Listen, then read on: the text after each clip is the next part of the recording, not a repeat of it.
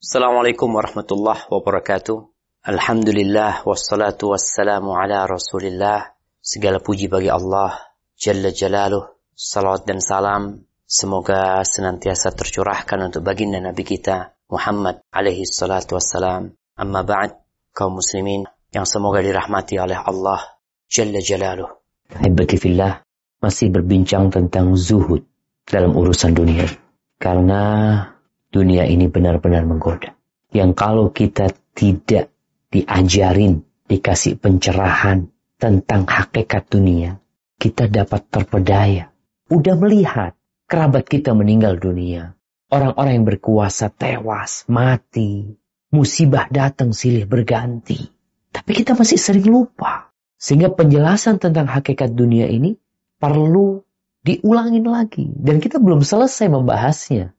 Karena Al-Imam An-Nawawi rahimahullahu ta'ala menyebutkan banyak hadis yang berkaitan dengan urusan dunia ini agar kita tidak terpedaya, kita hidup zuhud, tidak menjadikan dunia di hati kita. وعن أبي هريرة رضي الله عنه قال سمعت رسول الله صلى الله عليه وسلم يقول ألا إن الدنيا ملعونة ملعون ما فيها إلا ذكر الله تعالى وما والاه وعالما ومتعلما رواه الترمذي وقال حديث حسن. Dari Abu Hurairah radhiyallahu anhu, ia mengutarakan, aku pernah mendengar Rasulullah sallallahu alaihi wasallam bersabda, ketahuilah bahwa dunia itu terlaknat, semua yang ada di dalamnya juga terlaknat, kecuali zikir kepada Allah yang maha tinggi dan apapun yang mendekatinya, serta orang yang berilmu dan orang yang belajar. Hadis riwayat At-Tirmidzi dan dia menilainya hasan. Ini hakikat dunia yang lainnya. Disebutkan dia lebih jelek dari bangkai. Disebutkan bahwasanya dunia ini nilainya tidak setara dengan satu sayap nyamuk di sisi Allah Azza wa Jalla. Di sini Nabi menjelaskan dunia itu terlaknat. Tidaklah turunnya manusia ke muka bumi ini, diusirnya iblis dari surga. Iblis yang terlaknat ke dunia ini. Karena memang ini bukan tempat tinggal. Ini tempat yang terkutuk. Kita ini sedang diasingkan di dunia ini. Agar kita bisa kembali ke surga. Jadi sesuatu yang dibenci dunia ini sebenarnya. Semua yang di dalamnya juga terlaknat. Kecuali siapa? Zikrullah. Mengingat Allah.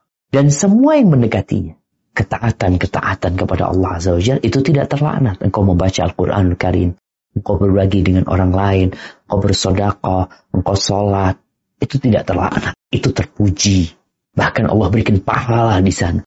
Artinya di tempat yang terlaknat ini ada perkara-perkara yang tidak terlaknat. Ada manusia-manusia yang tidak terlaknat. Kalau dari sisi amalan yang tidak terlaknat, semua amalan ketaatan kepada Allah tidak terlaknat. Yang kedua, dari sisi manusianya, maka ada dua manusia yang tidak terlaknat. Aliman wa muta'allim. Orang yang belajar. Orang yang mengerti tentang hakikat kehidupan dunia ini. Belajar tentang Allah Azza wa Jalla. Tentang agamanya. Itu tidak terlaknat. Haibati fillah. Hadis yang baru saja kita baca bukan bermakna kita meninggalkan dunia. Tapi maknanya jangan tertipu dengan dunia. Kita nggak bisa meninggalkan dunia ini kecuali ajal menjemput kita. Pakaian yang Anda pakai ini butuh fulus. iPad yang Anda gunakan juga butuh duit. Beli buku juga pakai duit. Artinya kita masih hidup dalam kehidupan dunia ini. Tapi jangan sampai dunia itu membuat kita terlena dan lupa dengan kewajiban kita. Makanya orang yang belajar, yang menuntut ilmu, kita bicara ilmu agama. Ilmu mengenai Allah Azza wa Jalla. Kalau ilmu umum itu, maka untuk dunia lagi. Tapi boleh. Yang penting tidak membuat lalai. Bahkan ada ilmu-ilmu dunia yang merupakan fardu kifayah.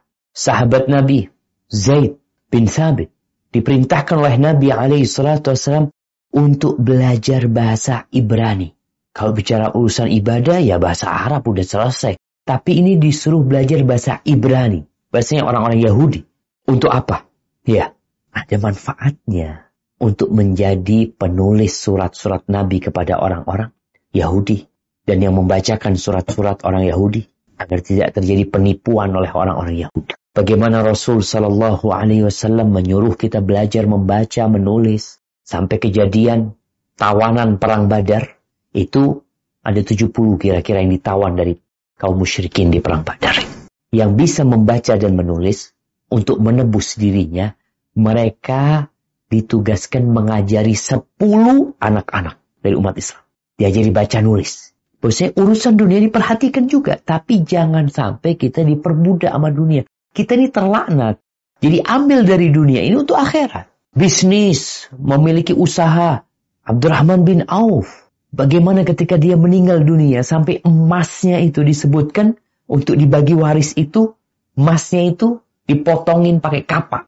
Emas lantakan. Kalau sekarang mungkin lantakan 1 kilo. Dulu itu nggak tahu. Ini dipotongin pakai kapak. Utsman bin Affan radhiyallahu anhu, sahabat yang kaya raya.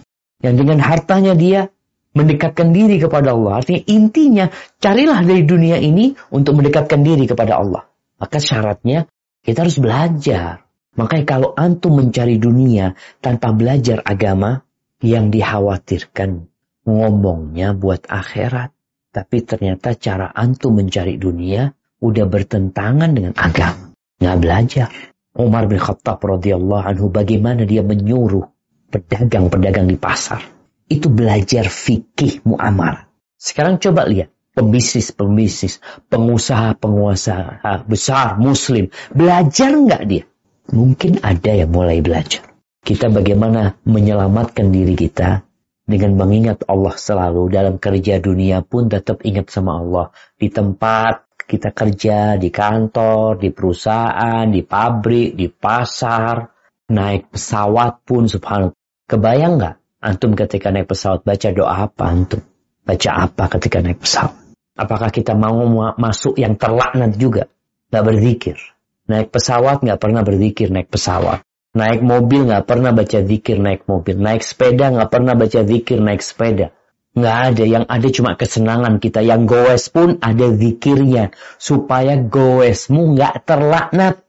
Yang kadang kala touring pakai motornya terlaknat nggak? Kalau nggak mengingat Allah terlaknat. Keliling kemana-mana. Sama sekali naik nggak baca bismillah. Nggak baca alhamdulillah. Nggak bertakbir. Rasul SAW ketika dalam perjalanan pun, bagaimana perjalanan itu tidak terlaknat. Diisi zikir. Ketika jalannya turun, beliau mengatakan subhanallah. Jalannya naik, beliau mengatakan Allahu Akbar. Kenapa? Kita berada di tempat yang terkutuk. Makanya Allah katakan, فَإِذَا قُضِيَتِ الصَّلَاةِ. Kalau selesai sholat, فَانْتَشِرُوا فِي الْأَرْضِ. Silahkan kalian bertebaran di muka bumi ini. وَابْتَغُوا مِنْ فَضْلِلَهِ. Cari karunia Allah. Yang ada dalam benak kita ketika bekerja itu, mencari karunia Allah. Dapat rezeki dari Allah. Sukses dari Allah. Untung dari Allah. وَاذْكُرُوا اللَّهَ كَثِيرًا لَعَلَّكُمْ تُفْلِحُونَ. Dan berzikirlah mengingat Allah yang banyak. Baru kalian akan sukses. Jamaah rahimakumullah. Itu yang bisa kita kaji. Semoga ilmu yang kita kaji hari ini berguna buat kita dan bisa kita amalkan dalam kehidupan kita. Dan semoga Allah menerima amalan kita. Sampai berjumpa kembali. Barakallahu fiik. Wassalamualaikum warahmatullahi wabarakatuh.